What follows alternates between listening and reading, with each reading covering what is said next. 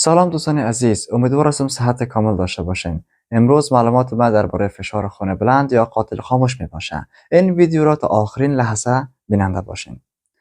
فشار خون بلند یکی از امراض معمول در تمام نقاط جهان بخصوص در افغانستان می باشه. اکثری از مریضان از داشتن فشار خون بلند خودشان آگاهی ندارند. چرا فشار خون بلند را به نام قاتل خاموش یاد میکنند؟ به خاطری که فشار خون بلند به شکل مخفی طولانی مدت پیشرفت میکنه و باعث آسیب به ارگانهای مهم بدن میشه. همچنان حملات سکته قلبی، ایست قلبی را افزایش میده و در اکثری از مردم از خود اعراض و علائم نشان نمیده. از همین خاطر به نام قاتل خاموش یاد میکنه. خب فشار خون بلند را اگر تعریف بکنیم، خونی که در داخل قلب وجود داره، قلب با یک نیروی خیلی قوی خون را به داخل رگ‌های خون پرتاب میکنه و برخورد همین خون با جدارهای رگ‌های خون را به نام فشار خون یاد میکنه. خب چگونه بفهمیم یک شخص دارای فشار خون بلند میباشه؟ به خاطر فهمیدن فشار خون بلند ما از آله فشار سنج استفاده میکنیم و مریض را در چندین جلسه فشار خونش را چک میکنیم. اگر فشار سیستولی آن از 140 میلیمتر ستون سیماب بلند باشه و فشار دیاستولیک آن از 90 میلیمتر ستون سیماب بلند باشه، یعنی فشار خون بلند گفته میشه. فشار خون نرمال پایینتر از 120 بر 80 میلیمتر ستون سیماب می باشه.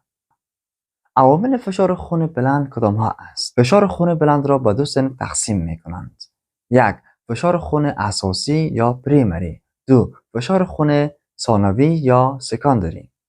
فشار خون اساسی 95% واقعات فشار خون بلند را تشکیل میده که اصلا دلیل به وجود آمدن فشار خون بلند معلوم نیست. اما محققین میگویند که سن بلند، عوامل ژنتیکی، محیطی، اضافه وزن، نوشیدن الکل، کشیدن سیگارت، اینها میتونه که باعث بلند رفتن فشار خون شود. یعنی در 95% واقعات اصلا دلیل فشار خون معلوم نیست.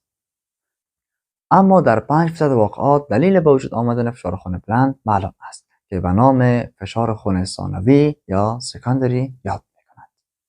مثلا در امراض کلیه ها مانند عدم کفایی کلیه ها و تنگ شدن دو طرفه شریان های کلیوی میتونه که باعث بلند رفتن فشار خون شود و همچنان در امراض هورمونی مانند مرض کوشینگ سندروم، مرض هایپرتایرویدism و مرض فیوکروسایتوما میتونه که فشار خون بلند بره و همچنین امراض دیگر وجود داره که میتونه باعث بلند رفتن فشار خون شود.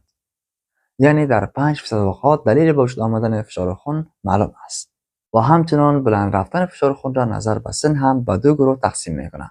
گروه اول کسانی که سنشان از 60 سال بلند است، زمانی تداوی میکنه که فشار خونشان از 160 میلیمتر ستون سیماب بلند بره. و گروه دوم کسانی هستند که سنشان از 60 سال پایین است. اینجا زمانی ما تداوی میکنیم که فشار خونشان از 140 میلیمتر ستون سیماب بلندتر باشه. تداوی میکنیم.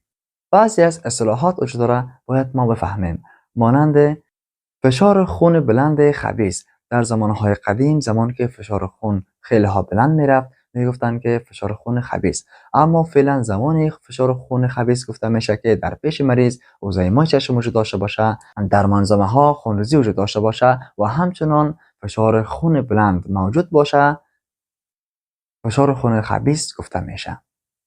و همچنان اصطلاح دیگری وجود داره که به نام بحران فشار خون بلند یاد میشه که در اینجا حیات مریض هر لحظه میتونه در خطر باشه، که در اینجا اندازه فشار خون سیستولیک از 220 میلیمتر ستون سیماب بلندتر می باشه و فشار دیاستولیک بلندتر از 120 میلیمتر ستون سیماب می باشه. ایره به نام بحران فشار خون یاد میکنه.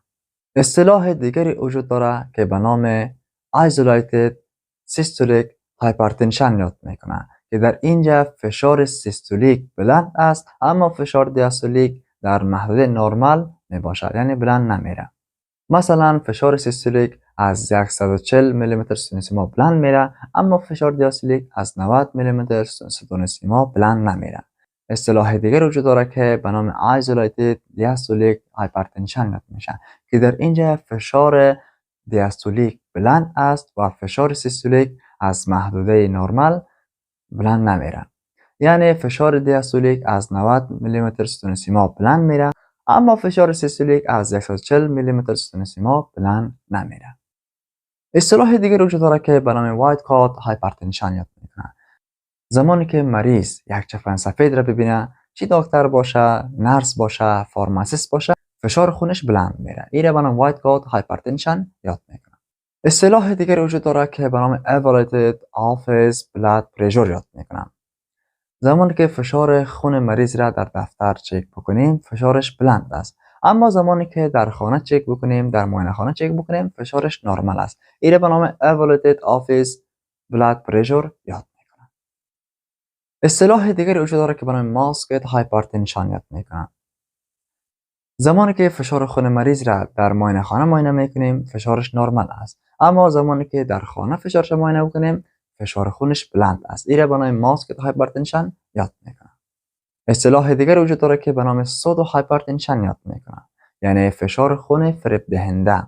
در این سن مریض از 60 سال بلند است. شریان های این مریض تنگ شده می باشه، کالسیفاید می باشه و جدارهای این شریان ها سفت می باشد. به خاطر همین فشار خون را بلند نشان میده. زمانی که ما فشار خون این مریض را اندازه میکنیم، 190 میلیمتر ستون سیما برای ما نشان میده یا بالاتر از این نشان میده، اما اصلا فشار خون بلند نیست. و زمانی که دوای فشار خون بلند را برای اینا توصیه میکنیم، دفعتا فشار خونشان سقوط میکنه. این به نام آزلر ساین یاد میکنه.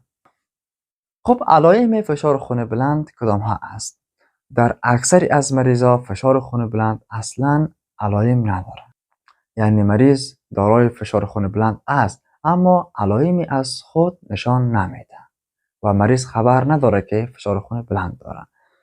اما در بعضی از مریضا فشار خون بلند علائم را از خود نشان میده. مثلا مریض از طرف صبح سردرد میشه، یک درد صدری را تجربه میکنه، خون دماغی میشه، دلبدی پیدا میکنه، تشوش در بینایی پیدا میکنه، وزوز در گوش ها میتونه که وجود داشته باشه. و به کسانی که فشار خون بلند داره و علائم از خود نشان میده، تمام این علائم یک جا موجود نمی باشه. میتونه که از این علائم چندین تاش در پیش مریض موجود باشه. فشار خون بلند را چگونه تداوی میکنیم؟ فشار خون بلند به دو شیوه تداوی میشه. یکی به شکل تداوی دوایی می باشه و دیگه به شکل تداوی غیر دوایی می باشه. در شکل تداوی دوایی باید ما از مریض تاریخچه بگیریم. خب حال خود چک کردیم، فشار خونش بلند است. نمیشه که ما خودسرانه برش دوا توصیه بکنیم. باید از او تاریخچه بگیریم، بپرسیم که آیا کدام مریض دیگری مانند مرض شکر، امراض قلبی، سکته مغزی، اضطراب از اینا یا امراض دیگری داره یا خیر. به خاطر که نظر به مریضی که داره یک دوای مناسب را برش انتخاب میکنیم و برش توصیه میکنیم. یعنی یک دوایی را برش انتخاب میکنیم که فشار خونش را کنترل کنه و بی ضرر باشه. تداوی غیر دواییش شامل فعالیت های فیزیکی می باشه. هفته 5 روز باید ورزش بکنه، 150 دقیقه روز 30 دقیقه باید ورزش بکنه. اگر الکل می نوشه الکل قطع بکنه، اگر سیگرت میکشه سیگرت باید قطع بکنه. از رژیم غذایی سالم استفاده کنه، ترک‌کباب زیاد بخوره، میوه‌جات زیاد بخوره و از غذاهای چربی پرهیز بکنه و همچنین از نمک پرهیز بکنه. اگر فشار خون بلند خود را کنترل نکنه، باعث کدام اختلالات میشه؟ اگر فشار خون بلند را کنترل نکنه، در مغز باعث سکته مغزی یا استروک میشه. در چشم باعث تشوش در بینایی میشه. در قلب باعث بزرگ شدن قلب، باعث عدم کفایی قلب، باعث افزایش امراض اسکمی قلب میشه. حتی سکته های قلبی را به وجود میاره. در گرده ها باعث عدم کفایی گرده ها میشه و همچنین اوعیه های محیطی را مورد تهاجم قرار میده و آسیب میزنه. پس فشار خون بلند خود را کنترل کنین تا از این اختلالات جلوگیری کرده باشین.